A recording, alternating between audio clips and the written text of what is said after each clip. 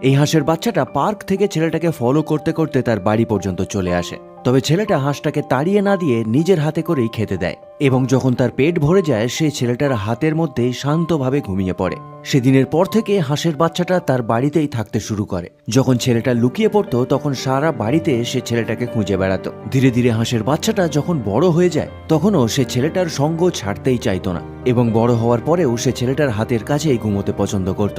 তবে ছেলেটাও মাঝে মাঝে হাঁসটাকে বিরক্ত করত, আর যখন সে এরকম করত তখন হাঁসটা তার পায়েতে কামড়াতে শুরু করত, যেন প্রতিশোধ নিচ্ছে। বাড়ির বাইরে যখন স্নোফল হতো তখন ছেলেটা হাঁসটাকে স্পেশাল ড্রেস পরিয়ে বাইরে খেলা করতে নিয়ে যেত। আর হাঁসটাও স্নো খুব পছন্দ করত, তাই বাইরে গিয়ে সে স্কেটিং করতে শুরু করত।